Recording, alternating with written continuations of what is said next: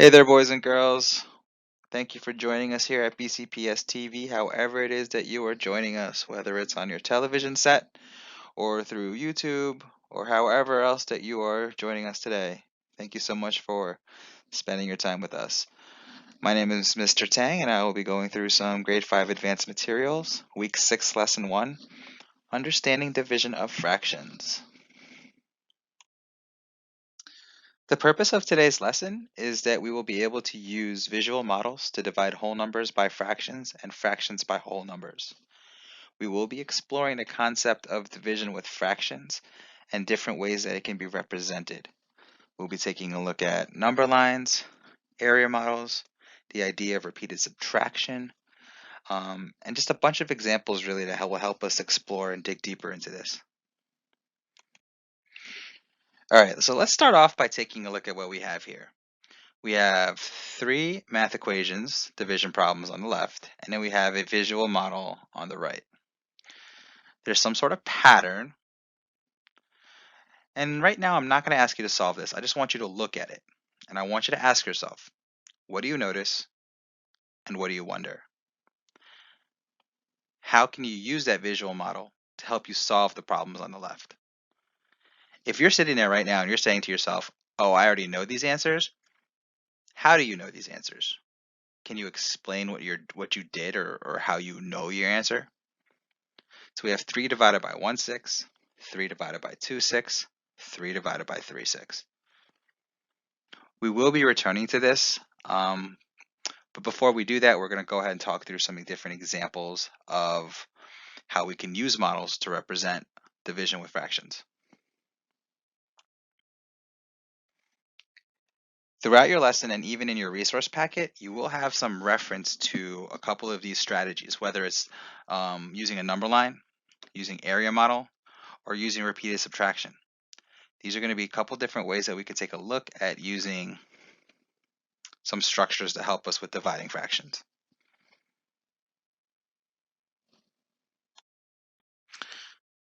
So we're going to be taking a look at a few different representations and ways to look at division of fractions. So let's go ahead and turn to Pearson for a few pointers and insight.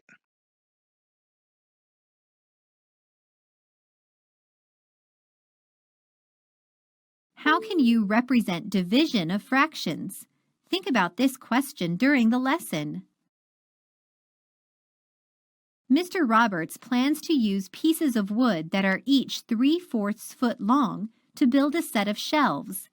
How many shelves can he make from a board that is 3 feet long?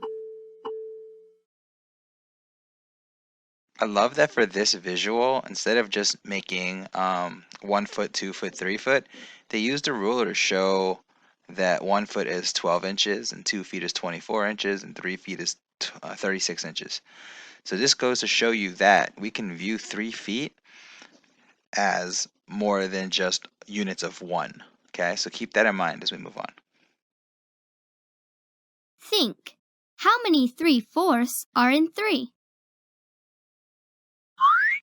Here is one way to solve the problem. First, write 3 as a fraction with a denominator of 4. How do you write 3 as a fraction with a denominator of 4? Select your answer.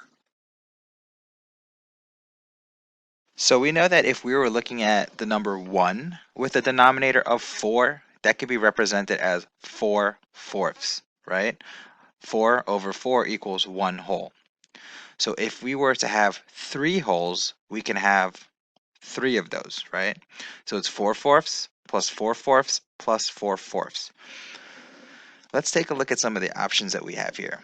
4/12. Well, that denominator is not 4, so that cannot be our answer right off the bat. So then let's take a look. So we can eliminate that one because the denominator is 12, not 4.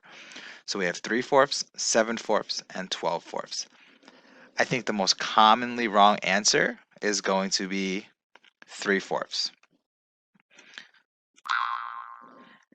Because I think if we see people see that, okay, we have a denominator of 4 and we have 3 in the fraction, then people are automatically going to think that's got to be 3/4. But if we really think through what I was saying a second ago, we're writing 3 wholes as a fraction with a denominator of 4. Just like we looked at the ruler in the last slide, that 3 wholes can be represented a little bit differently. So we're saying, how can we represent that if our denominator is 4?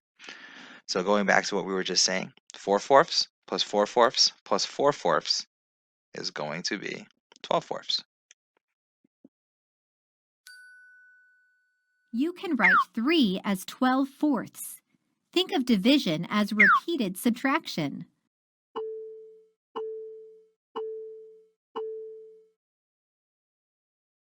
Why is 3 rewritten as 12 fourths? How many 3 fourths are subtracted from the 3-foot-long board until 0 is reached?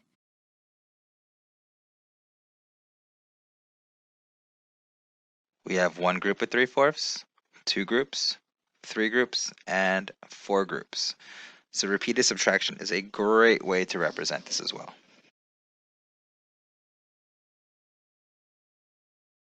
Three is rewritten as 12 fourths because having fractions with a common denominator makes it easy to subtract.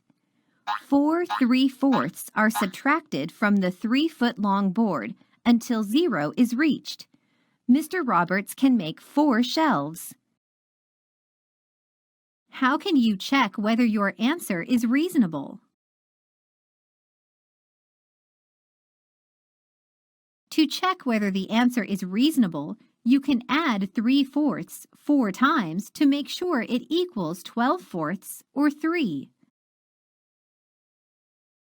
Here is another way to solve the problem. Use a number line to show 3 feet. Divide it into 3/4 foot parts.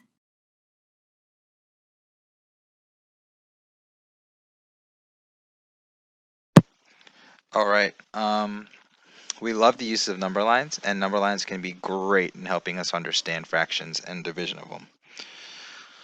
The red oval has a length of 3/4, so here is 3/4.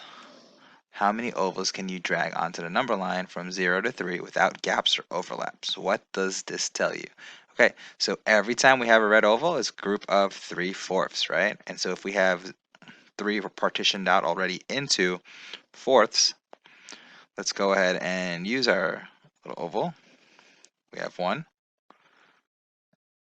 No gaps, right? So we're not leaving a space here. So we're not moving on to the next whole number.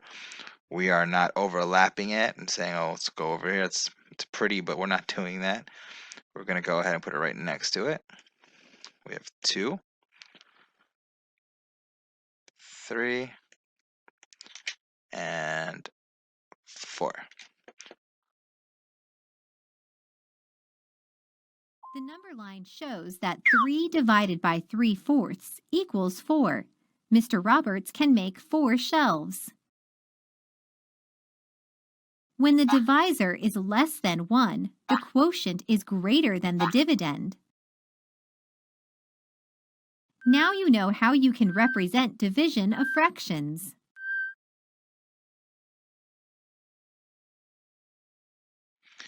So boys and girls, you can see that there's a lot that goes into dividing with fractions, whether we're starting with a whole number and dividing it by a fraction, or starting with a fraction and dividing it by a whole number. The strategies that we're talking about today, using number lines, area models, repeated subtraction, all of these are great ways to kind of visualize and represent dividing with fractions. As we're going through these additional examples coming up, think about what strategy works best for you. What do you want to try, or what are you good at? Let's take a look at a couple of examples of models to help us understand division of fractions. First, we'll find 2/5 divided by 3. For the first example, we'll use an area model to show 2/5. The divisor is 3. Next, we'll divide the area model into thirds. There are now 15 equal parts. We need 2 out of the 15 equal parts.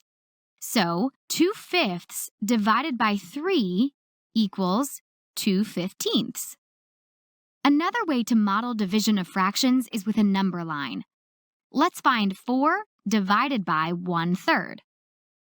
Since we're dividing 4, our number line needs to show 4 units. Start at 0 and go on to 4 on the line. We label each number. The denominator of the divisor is 3, so we'll divide each of the 4 units into thirds. The divisor is 1/3, so we'll divide the 4 units into 1/3 unit parts. We can count the 1/3 unit parts. 1, 2, 3, 4, 5, 6, 7, 8, 9, 10, 11, 12. We discovered that 4 can be divided by 1/3 12 times. So 4 divided by 1/3 equals 12.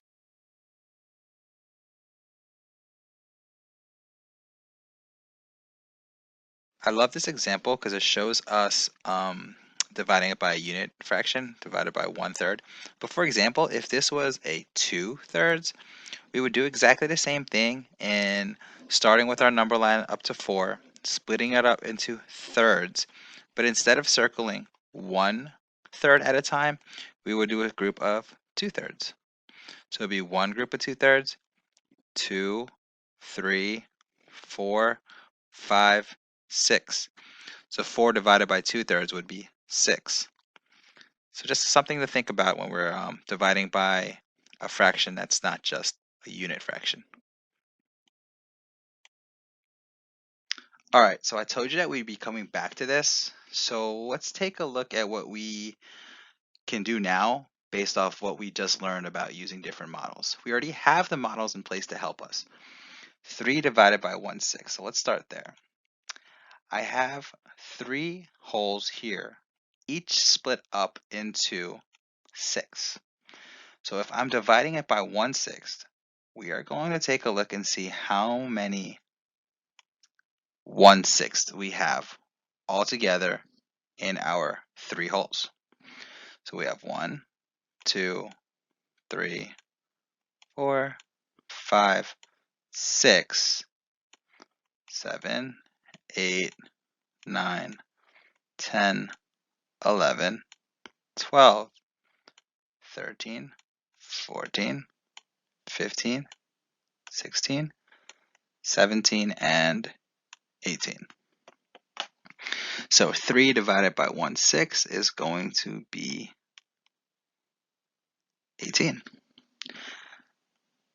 We took our 3 wholes, we represented it with a denominator of 6, and because we were only looking at figuring out how to divide it by one of those 6, we were able to figure out there was 18 altogether. So moving on, let's take a look at the next one. Hopefully you're starting to see a little pattern here. So we have 3 divided by 2/6. Very similar setup, right? We have our 3 wholes divided by 6. So each whole is represented with the denominator of 6. But this time we're dividing it by 2/6. So for every 2, we are going to circle. Let me use a different color. So here's 2/6. That's 1, 2, 3, 4, 5, 6, 7, 8, 9. So if we have 3 wholes and we're dividing it by 2/6, we have 9.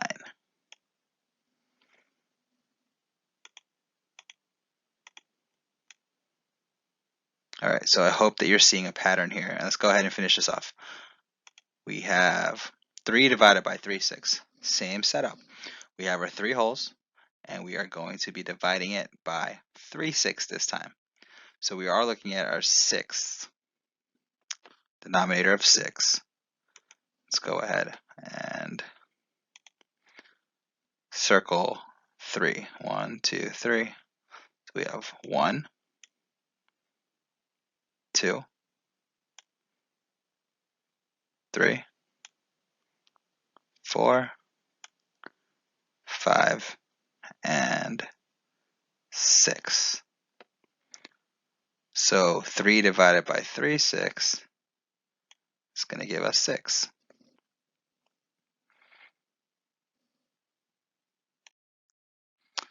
So your next steps are going to be working on some activities independently, starting off with reteach page 12-1. At the top of this, you have some vocabulary, and then you have some word problems and a little bit of practice with some of the models that we talked about earlier. After this, you have your practice pages where we do have another example at the top of the page. So read through that and try to understand that a little bit better. Then you have some guided practice. Numbers 1 and 2 you're going to do on your own. And that's just for you. After that, it's from my understanding that you will be turning in the independent practice to your teachers. So double check with them to see how you're going to be doing that, whether you're going to take a picture or however it is that you're turning in your assignments. Numbers 3 through 6 there. When you finish that, feel free to continue practicing on the next page with the math practice and problem solving. Well, boys and girls, I hope you had as much fun as I did talking about dividing with fractions.